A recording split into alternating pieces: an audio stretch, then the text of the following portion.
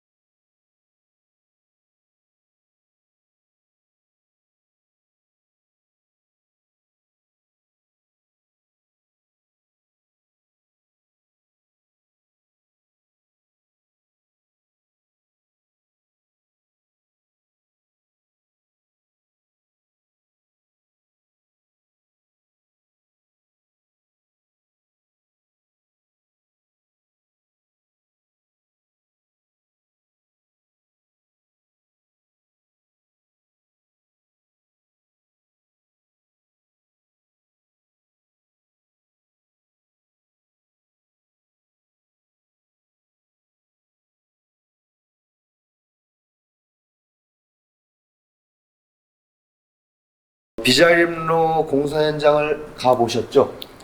몇 번 정도 가보셨어요? 뭐 여러 번 갔죠. 근데 걸어서가 아니고 차 타고.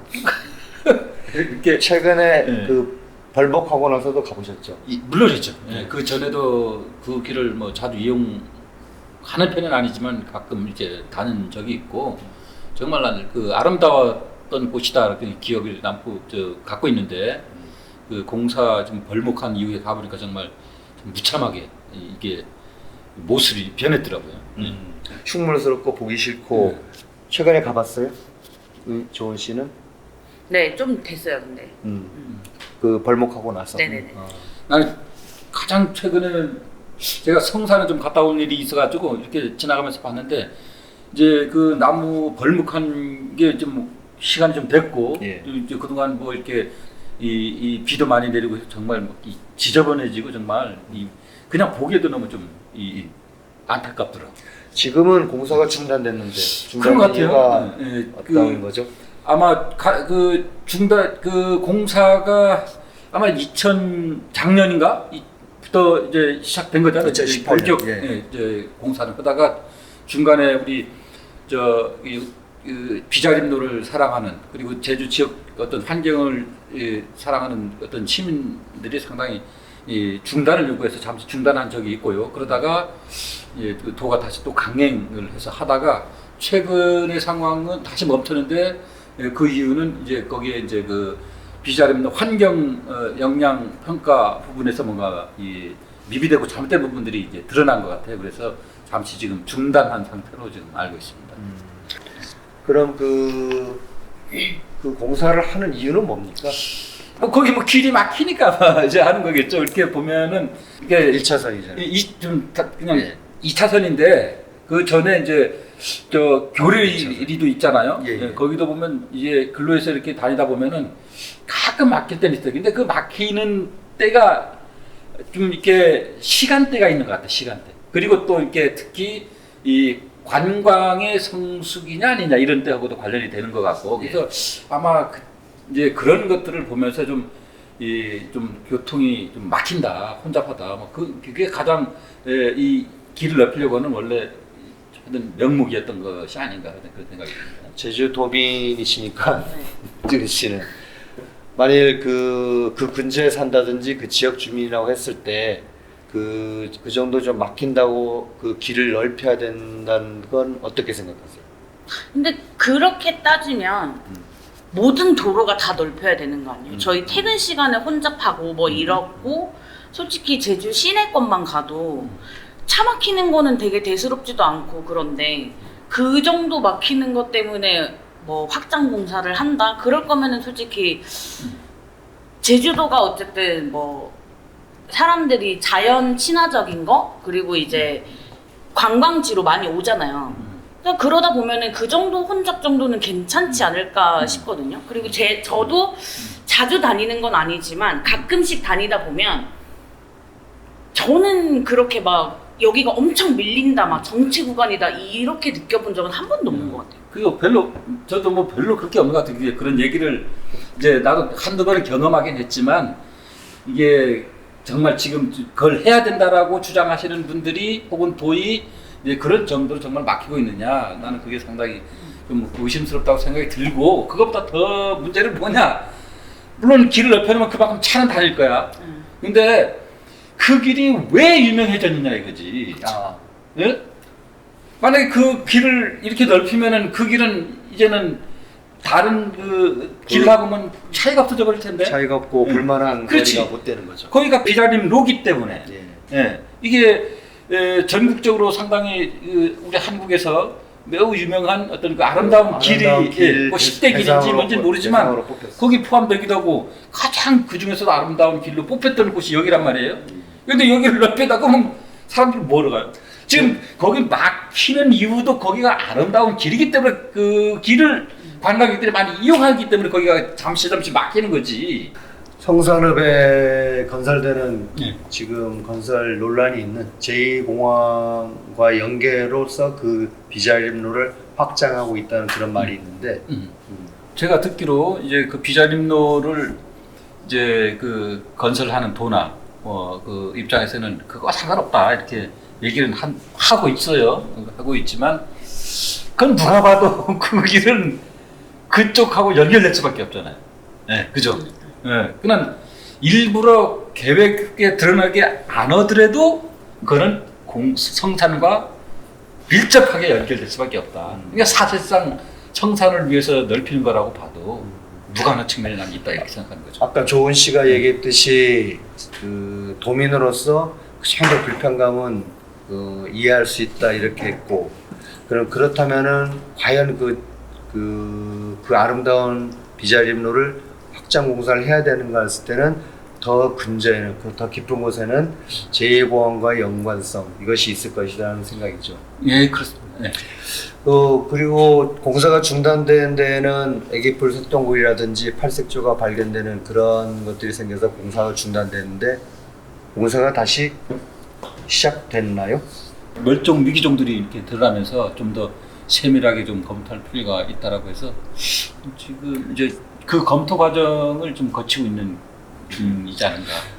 사실 이런 문제가 생겼을 때 도민들이 안타까워하고 반대를 했으면은 제주도에서는 뭐 공사 중단하고 다른 식으로 보관하는 그런 일을 벌였을 겁니다. 근데 끝까지 이거를 밀어붙이려고 하는 제주도정을 보면은 그 이외의 문제 생각들이 있을 것이다. 그 생각 같은 경우는 제2공항과의 연관 이런 것들이 아마 깊숙이 관련되지 않았나 생각이 되고요. 여기서 우리가 조금 마무리하면서 지나가야 될 문제가 제2공항에 대해서 간단히 얘기했지만은 비자림로와 연관돼서 이 환경, 우리가 제주도가 갖고 있는 가장 중요한 자산이 환경이지 않습니까? 이것에 대한 개발을 할 때 도대체 어떤 생각들을 가지고 있어야 되는가? 아니, 제주도든 국책사업이든 이것이 필요하단 말이죠. 필요했을 때 그러면 이런 것들을 그 실행하기까지 어떤 과정, 어떤 생각을 거쳐야 되는가. 도민의 입장, 그 다음에 예. 교수로서 입장 한번 생각해 봅시다. 예. 어떻게 도민의 먼저 입장. 얘기하실까요? 편하게. 저는 간단하게 그렇게 생각하면 될 것 같아요. 그러니까 요즘 제주도에 뭔가 그러니까 굳이 비자림로가 아니더라도 뭔가 이렇게 개발하는 과정을 보면 도민의 입장으로서 보다는 약간 타지에서 놀러 오는 관광객 그런 쪽의 입장에서 되게 편의를 많이 봐주고 의견을 수렴을 해서 개발을 한다는 생각이 되게 많이 들거든요. 그러니까 이 비자림로도 그러니까 무엇 때문에 이게 공사가 시작이 됐고 근데 그거를 그 해결할 수 있는 방안이 정말 저렇게 나무를 싹 다 3km 정도 밀어버리는 그런 해결 방안밖에 없는 건지 그러니까 도민의 입장이 많이 들어간 게 맞는 건지 아니면 이게 타 지역의 외지인들의 입장으로서 받아들여서 아 그 너희들의 편의를 위해서 내가 도로를 밀어줄게 약간 이런 건지. 노은 씨 얘기는 도민들의 생각을 충분히 반영하고 할 건지 말 건지 뭐 이런 것들을 결정해야 된다는데 문제를 제기를 한 거고요. 교수님. 그 도에서는요, 그 자기네 지역 저 수건 사업이라고 하는데요. 이렇게 자기네 지역 주민의 수건 사업이다 이렇게 하면서 이걸 하고 있어요. 지역 근데 주민의 수건 사업은 근거가 있나요? 그 모르죠. 그러니까 이게 우리가 지금 제주 사회에서 비자림로만이 아니라 제2공항 문제든 또 우리가 지난 이미 10여 년 전부터 싸웠던 해군 기지 문제든 지금 여러 가지 지금 그 개발 사업과 관련된 것들이 늘 붙는 것이 뭐냐면 도민 수건 사업, 지역 주민 수건 사업이다 이런 논리와 명분을 좀 갖고 있어요. 여기다가 특히 이번에 성산처럼 국책이라는 이 또 명함이 붙게 되면 가장 큰 문제가 뭐냐? 정말 민주적 과정과 절차를 다 생략해버리고 그냥 간다는 거죠. 예, 그런 것들이 개발의 논리라고 봐요. 개발의 논리. 예. 그래서 뭐 그 일자리를 창출한다. 그 다음에 재정을 좀 늘리면서 사람들이 좀 잘 살게 될 것이다. 하지만은 제가 이제까지 경험한 바로는 탑동 매립부터 해가지고 수많은 개발이 있었는데 그러면서 그 주위 사람들, 마을 사람들, 그 주변 제주도민들이 부가 창출됐다 이런 것들을 별로 보지를 못했습니다. 결국은 어떤 다른 논리에서 이런 개발이 이루어지는 거고 강봉수 교수님 말은 즉 그 개발을 하더라도 어떤 공론화 과정이나 민주적 절차 이런 것들이 충분히 있지 않으면은 문제가 생긴다. 분란이 생기고 지금 보십시오. 한 마을이 쪼개지면서 갈등 관계가 생기고 오랫동안 같이 살던 사람들이 갈등하고 이런 것들이 문제가 생깁니다. 아까 이제 그 계속 아까 개발 어떤 경제 논리 이런 것들을 늘 주장했잖아요. 근데 그것도 우리가 꼭 잘 봐야 될 거는 개발했을 때 그 개발 이익이 그 이익을 가져가는 사람이 누구냐를 우리는 좀 분명히 조사해 봐야 돼요. 누가 이익을 볼 것인가. 그렇죠. 근데 그거를 이제 도민들이 본다, 지역 주민이 본다라고 이렇게 뭉뚱그려서 그러니까 이제 수건 사업처럼 되는 거야. 근데 실제 그 개발 이익을 따지고 보면 제주도민 중에 누가 보냐 이거예요. 예? 해군 기지에서 가장 이익 본 사람들은 난 건설업자들인 것 같은데 국제자유도시에서 가장 이익 본 사람들은 건설업자들인 것 같은데 이런 것처럼 뭔가 분명하게 이익을 보고 오히려 이것 때문에 손해를 본 사람도 있고 나와 아무 상관도 없는 사람도 있고 이런 것들 그렇기 때문에 이런 것들을 좀 더 우리가 내밀하게 좀 볼 필요가 있다 이렇게 생각이 들어요. 국토교통부 또 좀 제주도정 같은 경우에 좀 참고로 해야 될 사항들이 있습니다. 독일 같은 경우도 방패장 같은 걸 건설하거나 이럴 때 한 1, 2년 걸리면서 주민 공론화 작업이죠. 이런 것들을 수없이 수십 번 합니다. 수십 번 하고 과연 맞느냐 틀리느냐 해야 되냐 말아야 되냐 어디 할 것이냐 이런 결정 과정을 거쳐서 모두가 만족하는 결론을 통해서 그런 사업이 벌어지거든요. 그렇죠. 그게 결과가 나와야 이게 진짜 이제 절대 다수 이게 동의한다면 이게 수건이 되겠죠. 예. 이것도 안 해보고 처음부터 수건이라고 해버리면 그건 말이 안 되잖아요.